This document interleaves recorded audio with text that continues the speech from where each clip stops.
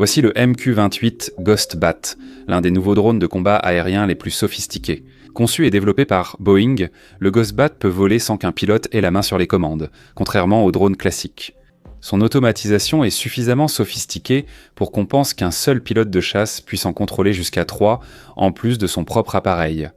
L'appareil est jugé si avancé que des gouvernements du monde entier, dont les États-Unis, envisagent d'acquérir des Ghost Bats pour leurs armées. Il est prévu qu'il entre en service au plus tard en 2028, ce qui pourrait potentiellement changer l'avenir de la guerre aérienne telle que nous la connaissons. Une technologie de drone très en vogue n'est pas une surprise, car beaucoup disent que c'est l'avenir de la guerre.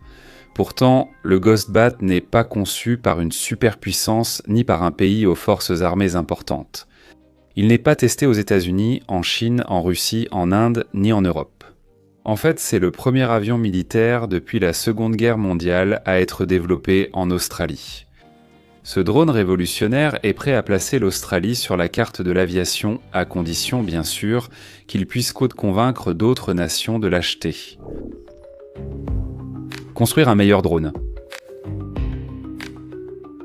Aujourd'hui, le principal inconvénient des drones utilisés au combat, comme le MQ-9 Reaper américain ou les quadricoptères utilisés sur la ligne de front en Ukraine, est qu'ils exigent tous un opérateur humain à distance. Il y a plusieurs raisons pour lesquelles ce n'est pas idéal. Les systèmes de brouillage électronique peuvent nous couper le lien entre le drone et l'opérateur, le rendant inopérant. Les opérateurs peuvent également être attaqués par les forces ennemies, car un humain immobile au sol est une cible bien plus intéressante qu'un véhicule aérien se déplaçant à grande vitesse. Et cela ne prend même pas en compte les pertes de drones dues à des erreurs humaines, comme ce sous-traitant civil ayant écrasé un Predator en 2006 en coupant accidentellement le moteur au lieu de rétracter le train d'atterrissage. Oups, ça a coûté cher. Les concepteurs d'aéronefs sans pilote ont commencé à bricoler la prochaine génération de drones de combat dans les années 2010. L'objectif était d'autonomiser les drones pour qu'ils volent et exécutent des ordres sans intervention humaine. En d'autres termes, le robot chasseur-tueur contre lequel James Cameron nous a mis en garde dans Terminator, mais sans la capacité de prendre des décisions de façon indépendante.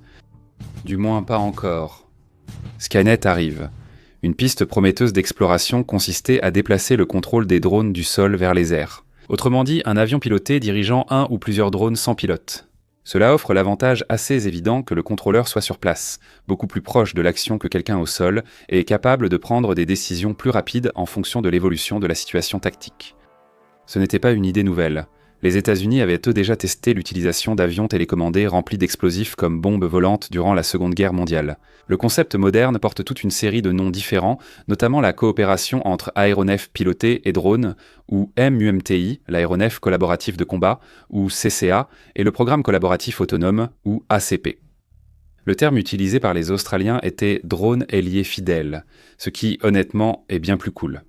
Et leur idée était qu'un seul avion de chasse, comme un F-35, pourrait contrôler jusqu'à 3 drones ailiers, offrant ainsi les capacités de combat d'une patrouille classique de 4 avions avec un seul pilote très qualifié et très coûteux, au lieu de 4.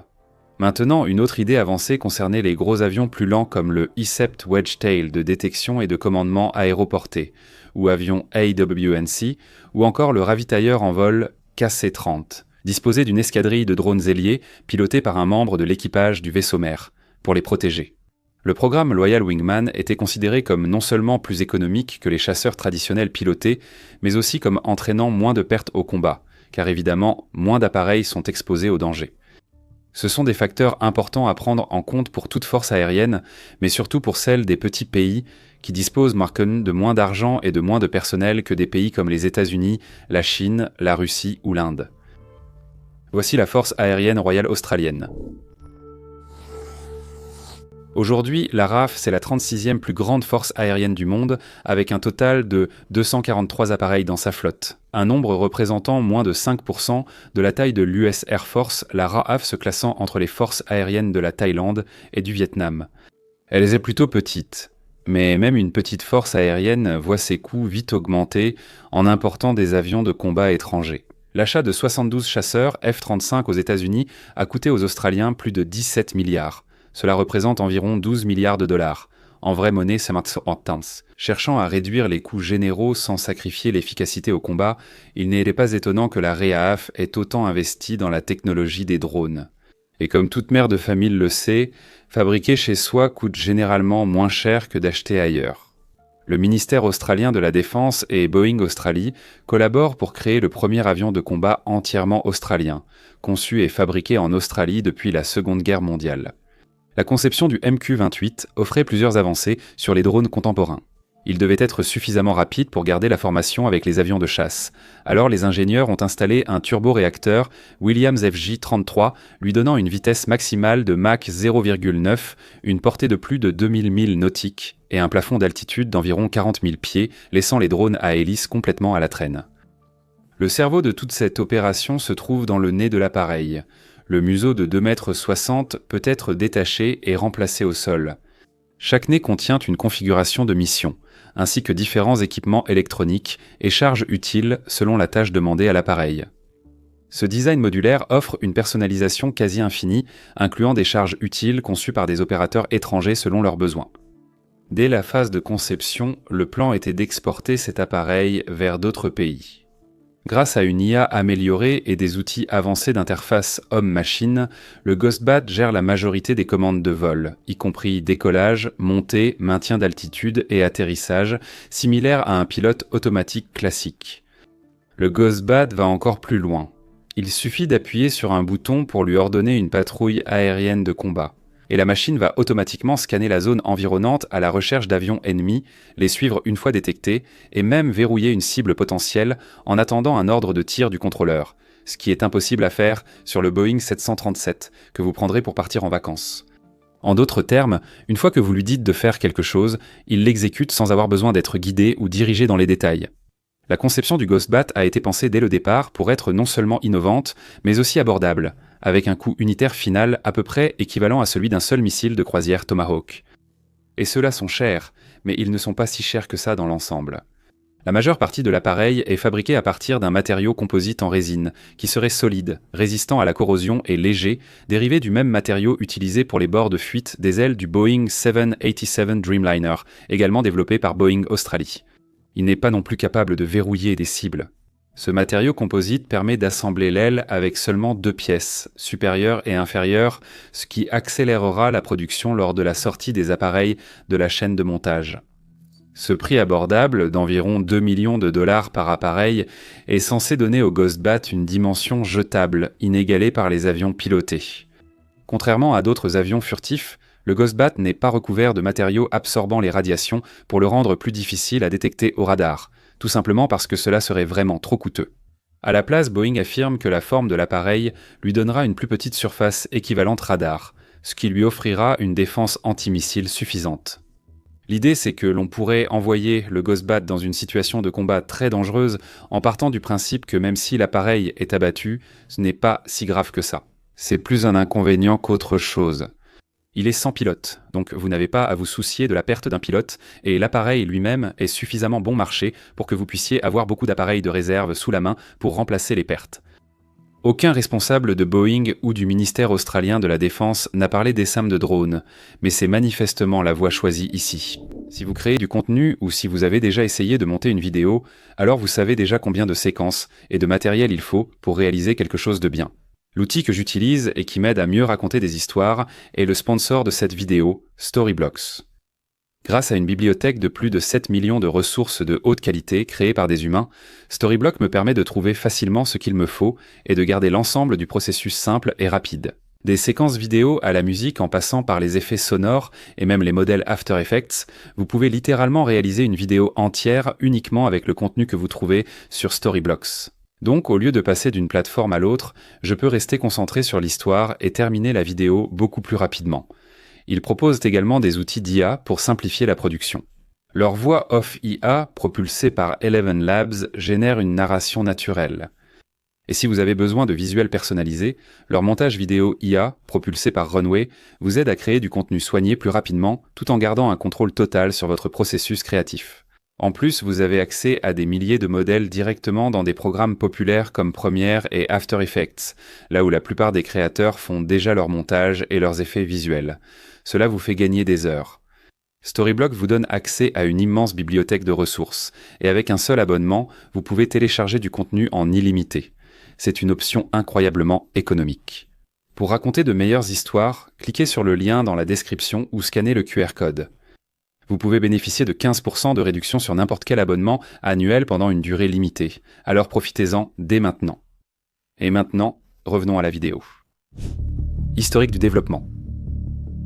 Le programme mineur de l'armée de l'air DEF 6014 était le nom officiel de la collaboration entre la RAAF et Boeing pour développer un drone ailier fidèle.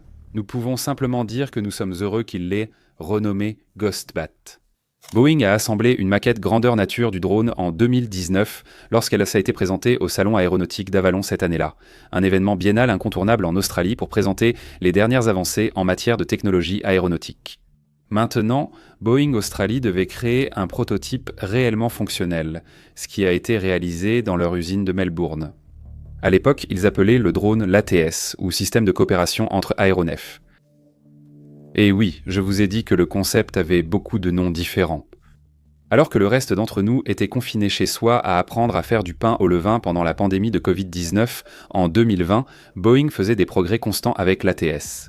Le premier prototype a été alimenté en mars 2020 grâce à des sources externes, puis présenté devant les caméras en mai avec un communiqué de presse et une vidéo illustrant ses fonctionnalités prévues.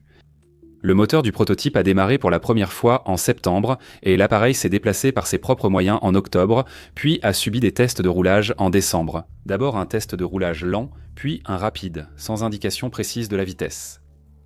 Tout cela visait finalement à faire décoller l'appareil. Littéralement. Pour le premier vol d'essai, l'ATS a été expédié vers le centre d'essai top secret de la RAAF, le complexe de Woomera, situé dans une vaste étendue inhabitée de l'Outback, dans le sud de l'Australie. Ce dont l'Australie ne manque pas. Le 27 février 2021, le drone a décollé pour la première fois, effectuant un vol d'essai préprogrammé pour tester l'appareil sous toutes ses coutures. Le pilote de l'appareil surveillait ses performances depuis le sol, mais pour le reste, il l'a laissé faire ce pourquoi il avait été conçu, voler sans qu'un humain ne soit aux commandes. Passer de la planche à dessin au ciel en seulement 3 ans, c'était vraiment rapide en termes de développement aéronautique. Mais en même temps, il est plus facile d'avancer rapidement quand on n'a pas à s'inquiéter de tuer accidentellement un pilote si l'appareil s'écrase. Maintenant, les choses devenaient suffisamment sérieuses pour que le drone ait besoin d'un nom, de préférence un nom accrocheur dont les gens se souviendraient.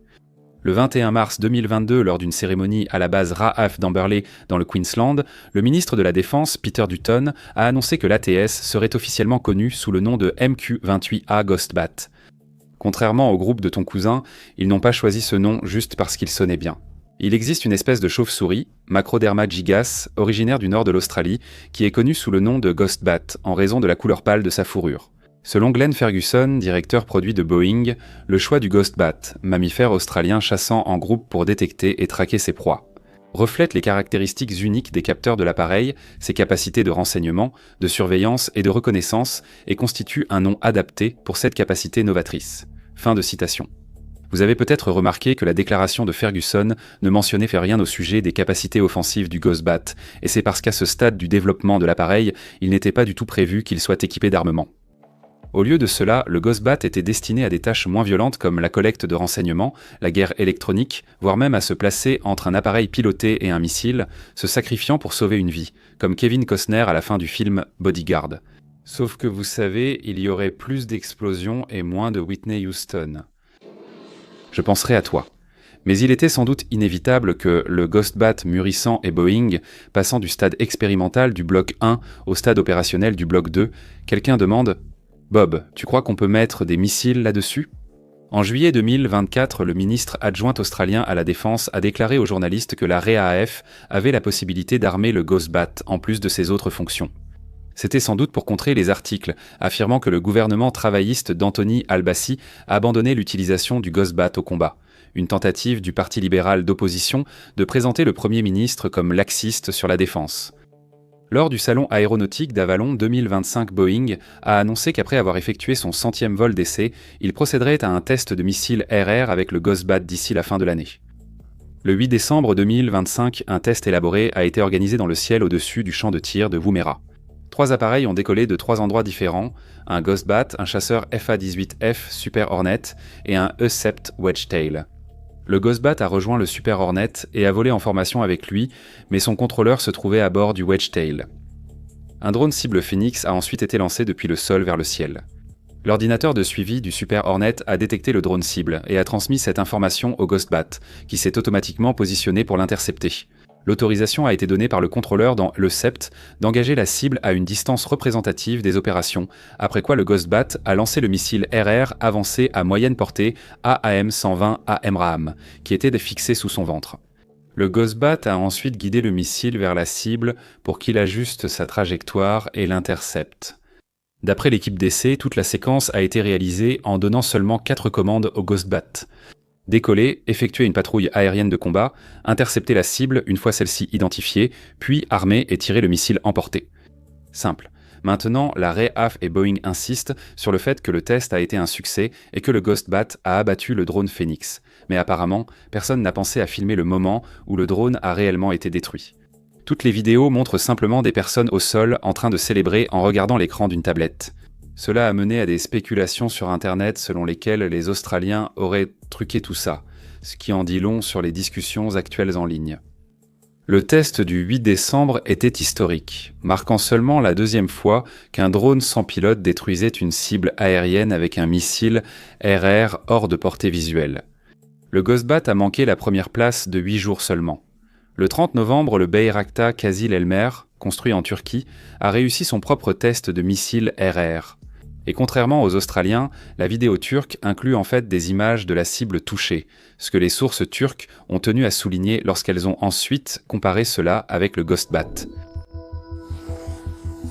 Malgré l'avis d'Internet, le gouvernement australien a été convaincu par les résultats du test de missile. Le lendemain, le 9 décembre, ils ont annoncé qu'ils investiraient 1,4 milliard de dollars australiens supplémentaires dans le programme Ghostbat, y compris des contrats pour que Boeing produise 6 avions Block 2 supplémentaires en plus des 3 qu'ils avaient déjà, ainsi que le début du développement d'un prototype Block 3 encore plus avancé. Selon Pat Conroy, ministre australien de l'industrie de la défense, avec Ghostbat, l'avenir du combat aérien collaboratif est déjà là.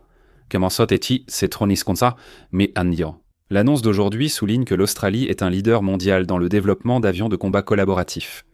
Le programme MQ-28A renforce l'industrie de défense souveraine et la résilience de l'Australie, plus de 70% de l'investissement restant sur le territoire et offrant des emplois technologiques bien rémunérés aux Australiens. Fin de citation. Il est facile de comprendre pourquoi le programme Ghostbat est une fierté nationale australienne. Après tout, le dernier avion de combat conçu et fabriqué exclusivement en Australie était le CAC Boomerang en 1942. Ils ont réussi cela en 16 semaines malgré la pression du temps de guerre. Produit dans une usine à Melbourne sur le même site que l'usine Boeing Australie où furent fabriqués les prototypes du Ghostbat. 80 ans plus tard, le Boomerang souffrait du fait que l'Australie ne pouvait produire les moteurs puissants des avions américains et britanniques de l'époque. Seulement 250 ont été fabriqués et rarement utilisés au combat, servant surtout dans les unités de défense intérieure australiennes pour libérer de meilleurs avions contre les Japonais. La raison pour laquelle le cabinet de guerre australien a choisi le nom le plus typiquement australien pour le seul avion de combat fabriqué dans leur pays n'a jamais été consigné.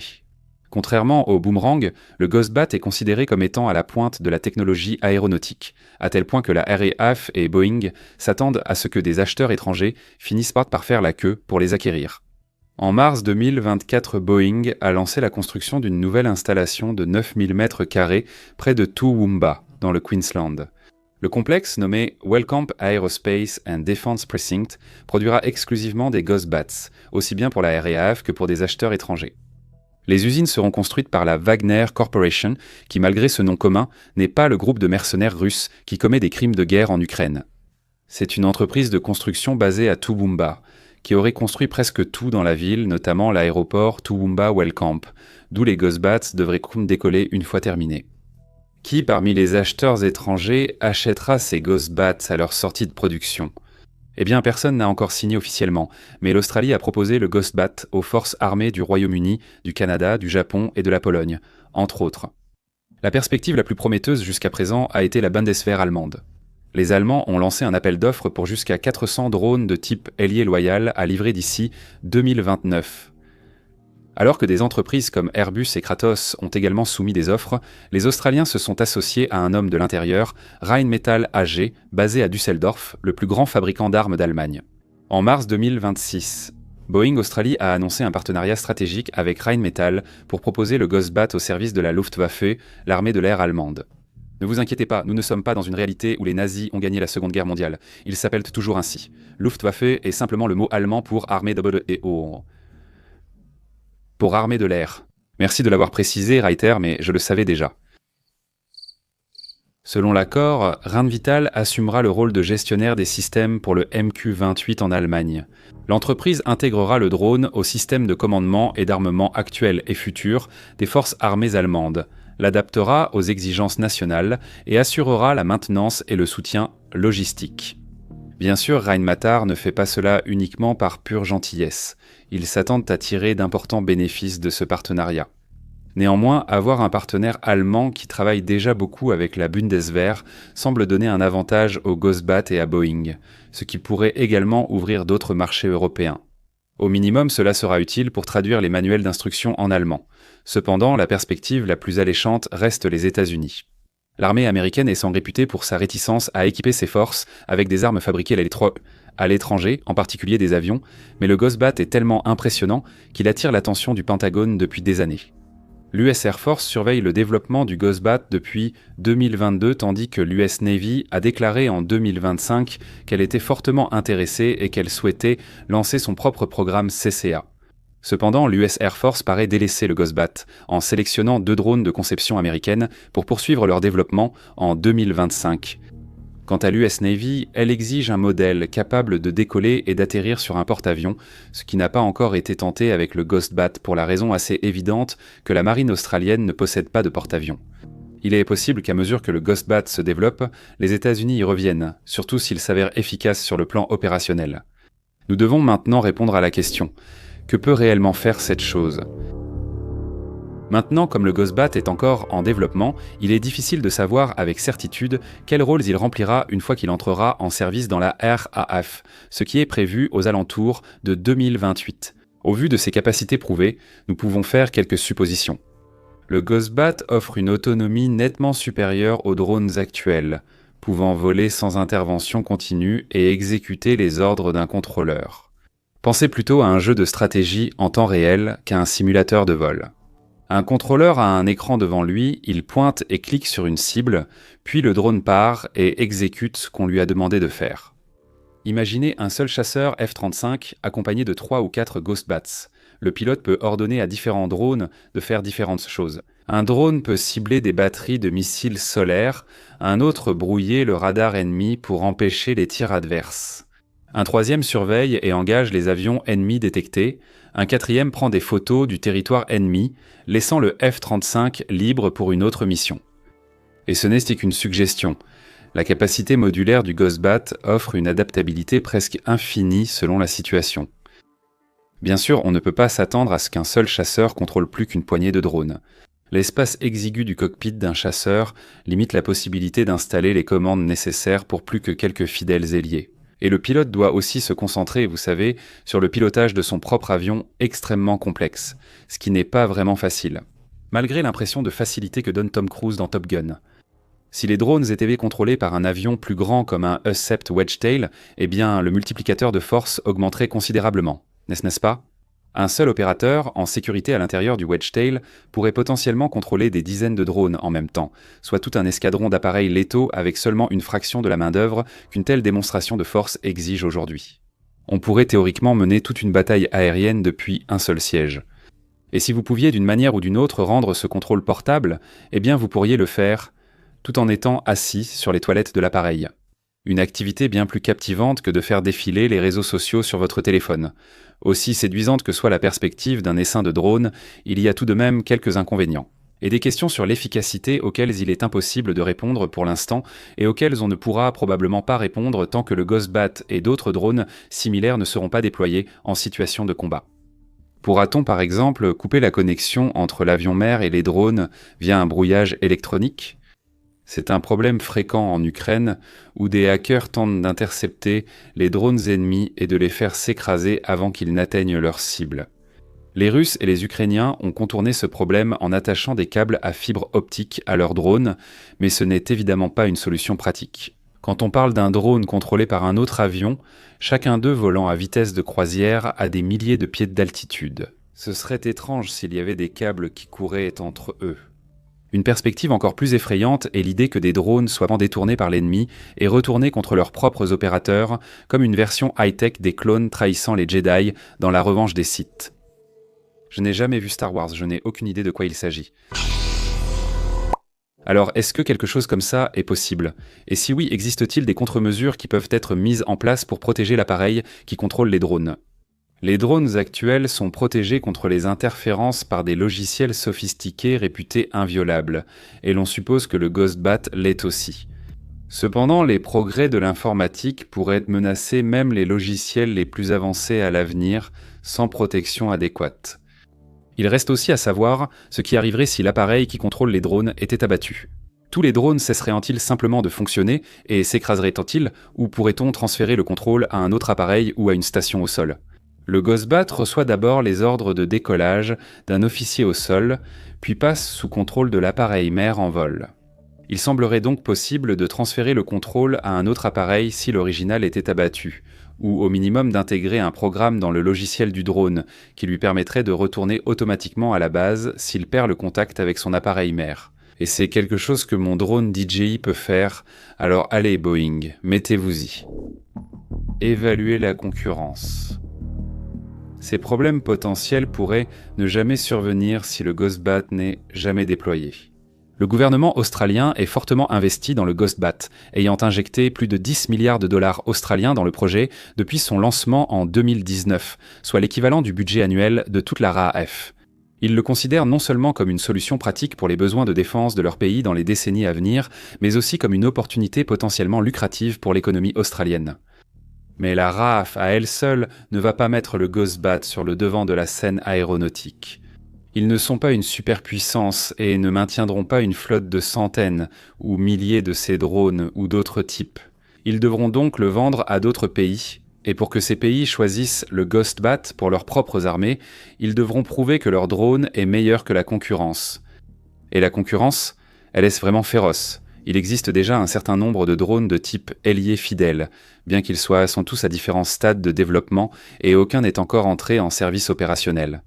Le Ghostbat fera très probablement face à sa plus forte concurrence pour les acheteurs étrangers avec des drones conçus par les Américains, comme le XQ-58 Valkyrie construit par Kratos Defense and Security Solutions, basé à San Diego.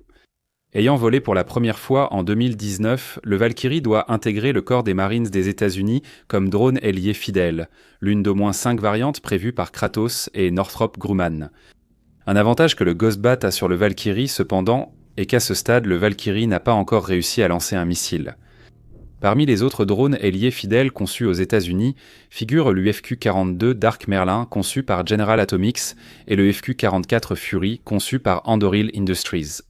Les deux en sont au stade de prototype précoce et ce sont des modèles que l'US Air Force a sélectionnés plutôt que le Ghostbat pour son propre programme de drone en 2025. Un rival européen du Ghostbat provient du principal concurrent de Boeing sur le marché des avions commerciaux, et c'est bien sûr Airbus. Ils ont annoncé leur drone Wingman en 2024 comme un drone délié fidèle pour l'armée de l'air allemande et espagnole, mais Airbus n'a pas encore présenté de prototype fonctionnel.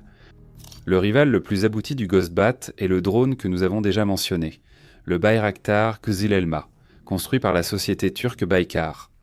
Ayant effectué son premier vol en 2022, le Kızıl Elma, qui signifie « pomme rouge » en turc, a démontré avec succès sa propre capacité d'armement.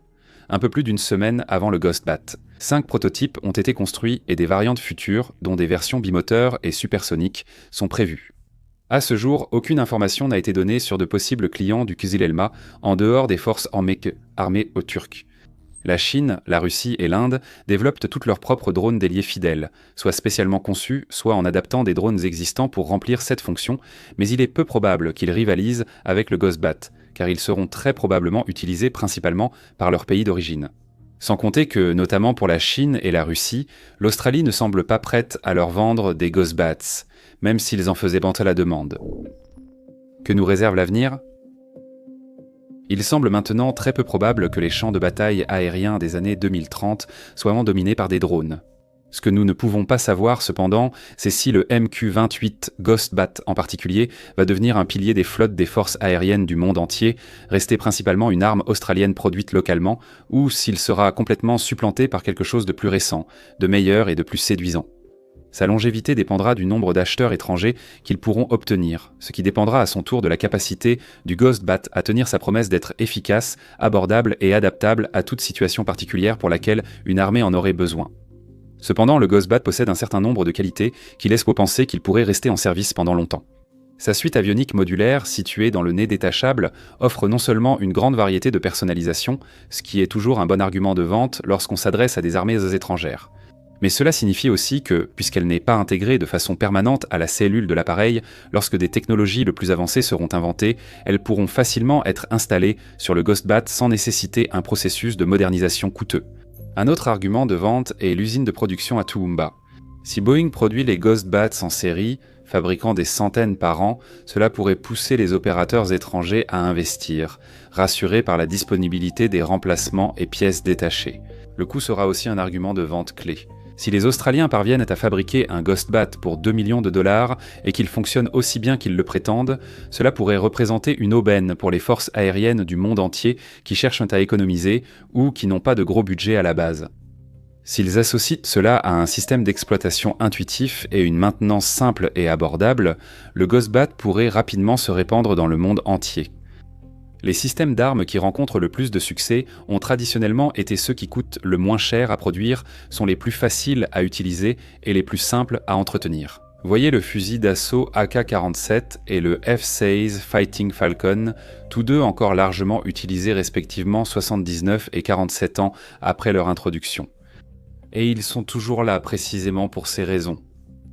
Bien sûr, il est également tout à fait possible que le Ghost-Bat soit remplacé dans la prochaine décennie par quelque chose de plus avancé technologiquement et ne serve que de tremplin vers le drone de premier plan des cieux du futur. Après tout, la technologie évolue constamment à un rythme effréné et l'idée d'un appareil de type ailier fidèle pourrait facilement être supplantée par des drones pilotés par l'intelligence artificielle, au point qu'il n'ait plus du tout besoin d'humains pour leur donner des ordres.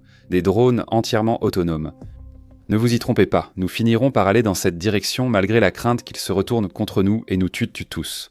Encore une fois, voyez Terminator. En fin de compte, le MQ-28 Ghost-Bat est une machine redoutable, un projet colossal qui a donné naissance à un drone qui pourrait très bien dominer le ciel une fois qu'il sera produit à grande échelle.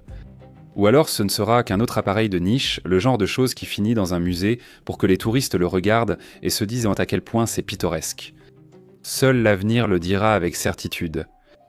Pour l'Australie, qui a investi beaucoup de temps, d'efforts et d'argent dans le projet, elle espère que ce sera la première option plutôt que la seconde. Et en ce qui concerne Boeing, il doit bien y avoir quelques dirigeants australiens qui espèrent tant que ce projet ne se transformera pas en catastrophe, contrairement à certains des projets récents entrepris par leurs cousins américains. Mais voyons le bon côté des choses. Même si cet engin finit par s'écraser et brûler, au moins il n'y aura personne à l'intérieur. Merci de nous avoir regardés.